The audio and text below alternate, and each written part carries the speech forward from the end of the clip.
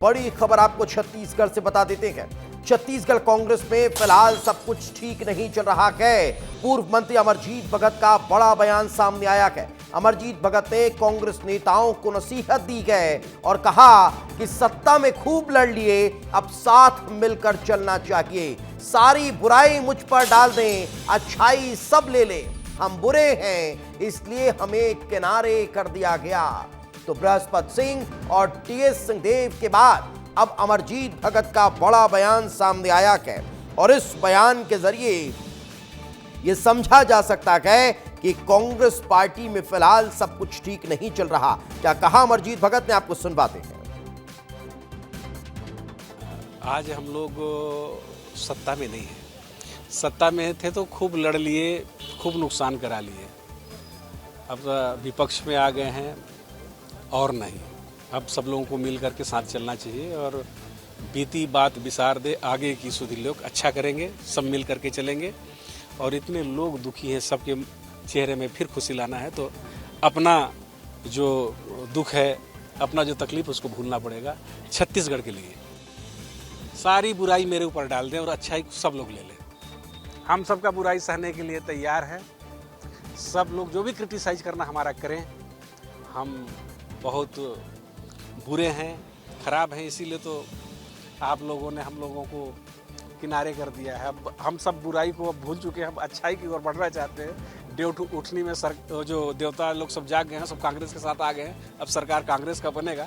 सब लोग पिछली बात भुला दें, अच्छा बात करें, अच्छा काम करें, आगे बढ़े।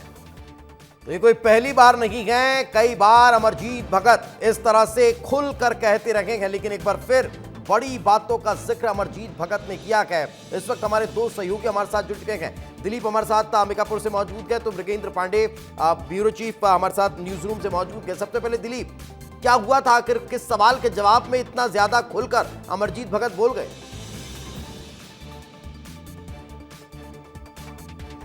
जब उनसे पूछा कि कल टीएस सिंहदेव ने का बयान सामने आया है, पूर्व विधायक जो बृहस्पति सिंह हैं, जो पहले कांग्रेस में थे, उन्होंने भी कहा है कि निपटाने और निपटने का जो खेल चल रहा था उसमें पूरी सरकार चली गई और इसे अब दूर करना चाहिए। उन्होंने इस बात को राहुल गांधी को भी बताया था, लेकिन उसके बाद भी कोई सुधार नहीं आया।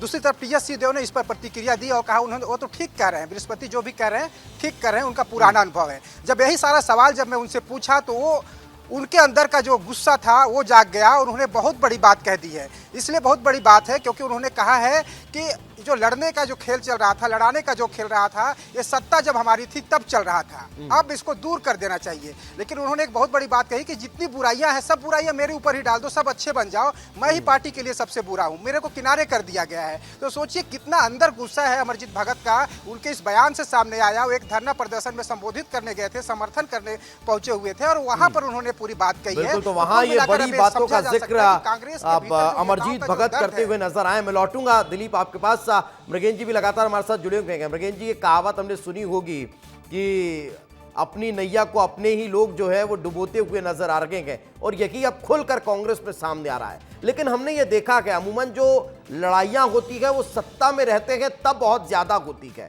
अब तो विपक्ष में होने के बाद भी इस तरह की सेल्फ उठावल। देखिए, कांग्रेस में हमेशा से ही अलग अलग गुट रहे हैं, अलग अलग नेताओं के धड़े रहे हैं और उस तरह से अपनी पॉलिटिक्स करते रहे हैं। मृगेंद्र जी मैं लौट रहा हूं, आपकी ऑडियो क्लियर नहीं आ पा रही है, आप उसे दुरुस्त कराइए। तब तक एक बार फिर मैं दिलीप का रुख कर लेता हूं। दिलीप, आखिर उन्होंने ये तक कह दिया है कि अब हमें साथ मिलकर आगे चलना चाहिए, साथ मिलकर काम करना चाहिए, लेकिन वो ये किसको इशारा कर रहे हैं कि हमें ही गलत बता दिया गया है, हमें ही साइडलाइन कर दिया गया है? किसके लिए कह रहे थे? देखिए, ये सबसे बड़ी बात उन्होंने जो कही है, जो आप कह रहे हैं, इन्होंने देखिए जो टीएस सिंहदेव हैं, भूपेश बघेल हैं, दीपक बैस हैं, चरणदास महंत हैं, तो सबके अपने अपने गुट हैं। चरणदास महंत टीएस सिंहदेव का समर्थन करते हैं, भूपेश बघेल का अपना गुट चलता है। ढाई साल की जो बात थी उसको लेकर पूरी सरकार चली गई। टीएस सिंहदेव साइलेंट मोड में चले गए प्रचार के दौरान अंदरूनी तौर पर और पूरा सरगुजा संभाग हार गए। और इस बात को अमरजीत भगत अच्छे तरीके से जानते हैं कि अगर उस समय हम एकजुट हुए होते, ये 2.5 साल की बात नहीं हुई होती, टीएस के बीच और अमरजीत के भगत के बीच अगर सब कुछ ठीक रहा होता तो सीतापुर का जो विधानसभा सीट था जिन्होंने जहां से चुनाव हारे हैं, इतने बड़े अंतर से चुनाव नहीं हारे होते। टीएस सिंहदेव को खुद चुनाव हारना पड़ गया। सरगुजा संभाग का जो 14 जो विधानसभा सीट है सब कुछ हार गए, पूरा सीट हार गए, शून्य हो गया। यही वजह है कि उन्होंने सारी बातों को इशारा करते हुए बिल्कुल, तो खुलकर वो ये सारी बातें करते हुए नजर आए हैं। मृगेंद्र जी, हमें तो अपनों ने लूटा, गैरों में कहां दम था, यही कुछ स्थितियां अभी फिलहाल कांग्रेस में सामने आ रही है, जो खुलकर कांग्रेस के तमाम नेता कह रहे हैं।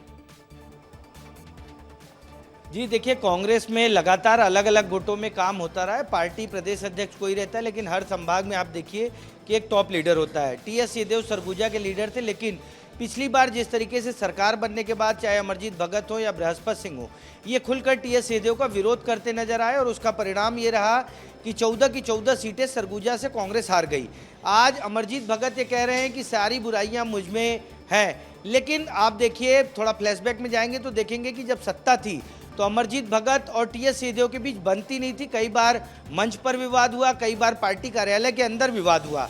आज क्योंकि कांग्रेस विपक्ष में है और उनको महसूस हो रहा है कि विपक्ष में अगर एकजुट नहीं होंगे तो सत्ता में वापसी नहीं हो पाएगी, क्योंकि दिलीप ने भी बताया और पूरा जो डाटा है वो बताता है कि सरगुजा की 14 सीटों में लंबे अंतरों से कांग्रेस को हार मिली है। तो आप समझ सकते हैं कि उस लंबे खाई को पाटना, उसके बाद अपने नेताओं को साधना, क्योंकि 3 साल बाद चुनाव होने हैं और अभी जिलाध्यक्षों का चयन होना है, तमाम प्रक्रियाएं। तो अमरजीत भगत हो चाहे बृहस्पति सिंह हो, ये कह के बताना चाह रहे हैं कि हम लोग एकजुट हों, एकजुट हों, एकजुट हों, लेकिन कांग्रेस की जो पॉलिटिक्स है वो एकजुट होने की नहीं है। कहने भर से एकजुटता नजर नहीं आएगी ना मृगेंद्र। सवाल तो ये खड़ा होता है कि क्या एकजुटता के लिए पार्टी ने कोई कदम उठाया? क्या ये तीनों नेता एक मंच पर एक साथ बैठकर बातचीत करते हुए नजर आए? जब तक ये नहीं होगा तब तक एकजुटता दिखाई कहां देगी?